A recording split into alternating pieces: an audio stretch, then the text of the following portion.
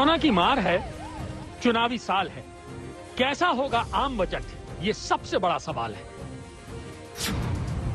सरकार के सामने जो सबसे बड़ी चुनौतियां हैं, उनमें बेकाबू महंगाई पर काबू पाना, बेरोजगारी घटाकर रोजगार बढ़ाना, टैक्स पेयर को टैक्स में राहत देना, नाराज किसानों की दुगनी आय करने के वादे को पूरा करना, राजकोषीय घाटा कम करके निवेश बढ़ाना और कोरोना महामारी के साथ जीडीपी को बनाए रखना।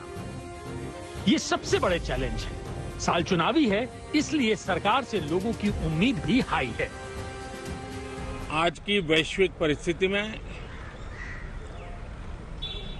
भारत के लिए बहुत अवसर मौजूद है। ये बजट सत्र विश्व में सिर्फ भारत की आर्थिक प्रगति, भारत में वैक्सीनेशन का अभियान, भारत की अपनी खोजी हुई वैक्सीन पूरी दुनिया में एक विश्वास पैदा कर रही है। आर्थिक सर्वेक्षण की रिपोर्ट आ चुकी है। सरकार अच्छे दिन की उम्मीद कर रही है। कोरोना महामारी के झटके से उबरकर अर्थव्यवस्था एक झटके में 8% की ग्रोथ रेट हासिल कर लेगी। लेकिन आम आदमी की उम्मीद पर कितना खरा उतरेगा बजट, इसका सबको इंतजार है।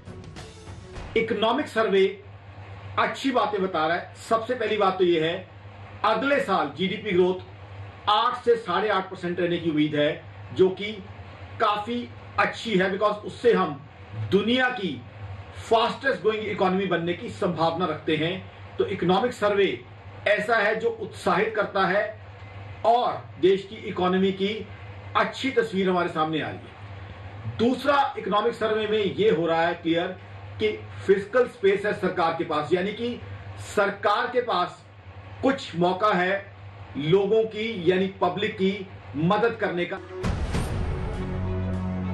लेकिन देश की वित्त मंत्री के सामने महंगाई से लेकर बेरोजगारी तक और किसानों से लेकर छोटे व्यापारियों की आय बढ़ाना सबसे बड़ी चुनौती है। मध्यम वर्ग की बचत घायल हो चुकी है, इसलिए टैक्स में छूट वाली उम्मीद और बढ़ गई है। नौकरी पेशा मध्यम वर्ग लगभग 40% है। मौजूदा समय में टैक्स छूट की लिमिट 2.5 लाख रुपए है। ये पिछले करीब 8 सालों से नहीं बढ़ी है। आखिरी बार टैक्स छूट की लिमिट को 2 लाख रुपए से बढ़ाकर 2.5 लाख रुपए किया गया था। सवाल यह है कि क्या इस बार ये लिमिट 3 लाख होगी? इसके अलावा लोग उम्मीद कर रहे हैं कि इनमें आयकर अधिनियम के सेक्शन 80C के तहत मिलने वाली 1.5 लाख रुपए की छूट का दायरा भी बढ़ाया जाए, जिसे 2014 से नहीं बदला गया है। बजट में हम व्यापारियों के लिए छूट चाहते हैं कि आपका इनकम टैक्स में छूट हो, जीएसटी का आराम से भरा जाए। अभी क्या है, कोविड के चलते बहुत नुकसान हो रहा है, लोगों की नौकरियां जा रही हैं, महंगाई कितनी बढ़ रही है, तेल के दाम देखिए आप, बिल्कुल आसमान छू रहे हैं। हर आदमी नहीं मतलब उसको अफोर्ड कर सकता है ना, तो उसमें कम होना चाहिए। महंगाई की मार सब तरफ पड़ी हुई है और भयंकर मार है महंगाई की। जब हम लोग कुछ कमा ही नहीं रहे हैं तो हम खर्चा कैसे करें? देश के 5 राज्यों में चुनावों को देखते हुए इस बार बजट में महंगाई और बेरोजगारी को काबू करने वाली बड़ी घोषणाओं की उम्मीद है। पिछले 2 वर्षों में महंगाई भी लगातार उछाल मार रही है। खाने पीने की चीजों पर बढ़ी हुई कीमतों के कारण खुदरा महंगाई दर बढ़कर 5.59% और थोक महंगाई दर 13.56% पर पहुंच गई है, जो बहुत ज्यादा है। हालांकि दिसंबर में इसमें कुछ कमी आई है, लेकिन इस दौरान महंगाई बढ़ने से लोगों के घर का बजट बुरी तरह बिगड़ा है। पेट्रोल डीजल से लेकर खाने के तेल और दाल, राशन के दामों में बेतहाशा बढ़ोतरी ने हर हिंदुस्तानी को दिन में तारे दिखा दिए हैं। ये मुद्दा 5 राज्यों के चुनाव में विपक्ष के लिए गोल्डन चांस बन सकता है। इसलिए सरकार से उम्मीद है कि बजट के जरिए महंगाई पर कुछ राहत वाली घोषणाएं की जा सके।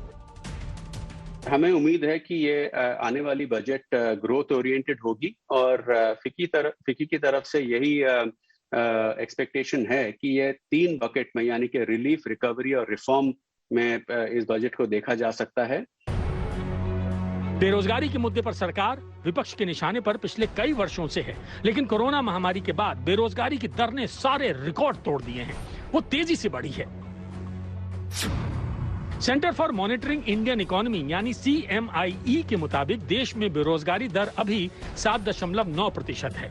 इसमें शहरी बेरोजगारी दर 8.4% है और ग्रामीण बेरोजगारी दर 6.2% पर है। देश के कई राज्यों में बेरोजगारी को लेकर युवा आंदोलन कर रहे हैं। चुनावी मैदान में बेरोजगारी सबसे बड़ा सियासी मुद्दा बन चुका है।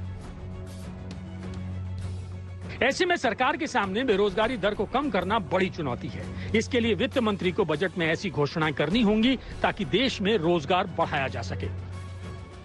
आपको अर्थव्यवस्था की ग्रोथ स्टोरी को बूस्ट देना होगा और उसके लिए हाउसिंग एक बहुत आसान, जिसको हम लो हैंगिंग फ्रूट कहते हैं, एक आसान ऑप्शन होगा और निश्चित तौर पर हाउसिंग को बूस्ट देना पड़ेगा आपको, क्योंकि हाउसिंग का एडवांटेज ये है कि अगर कंस्ट्रक्शन एक्टिविटी बढ़ेगी, हाउसिंग बढ़ेगा, तो स्टील से लेकर के सीमेंट से लेकर वैरायटी ऑफ अदर एक्टिविटी ये बढ़ेंगी, एम्प्लॉयमेंट जनरेट होगा। चुनावी मौसम में आ रहे बजट पर किसानों का मुद्दा छाया रहने वाला है। पिछले कुछ समय से किसानों के भारी विरोध का सामना करने के बाद अब वित्त मंत्री को बजट 2022 में किसानों की आय दुगुनी करने पर जोर देना होगा। 2022 तक किसानों की आय दुगनी करने का वादा मोदी सरकार ने किया था। 2016 में किए गए वादे को 6 साल हो गए, लेकिन किसानों की स्थिति में बहुत ज्यादा बदलाव नहीं दिख पाया है। जाहिर है इस बार बजट में किसानों की आय बढ़ाने के ऐलान होंगे। किसान की जो आय बढ़ाने के लिए कुछ ठोस उपाय किए जाएं, जिससे कि जो फार्मिंग है या डेयरी फार्मिंग है या मत्स्य पालन है, पोल्ट्री फार्म है, या जो फल उगाने वाले जो किसान हैं या जो सब्जियां, जो वेजिटेबल्स उगाने वाले किसान हैं, उनकी आमदनी को बढ़ाया जा सके। क्योंकि ये घोषणाएं जहां किसानों की नाराजगी दूर कर सकती हैं, वहीं दूसरी ओर किसानों की आय बढ़ाने में भी मददगार होंगी। इसलिए थोड़े से इंतजार के साथ अपनी उम्मीद को बनाए रखिए। ब्यूरो रिपोर्ट, आज तक।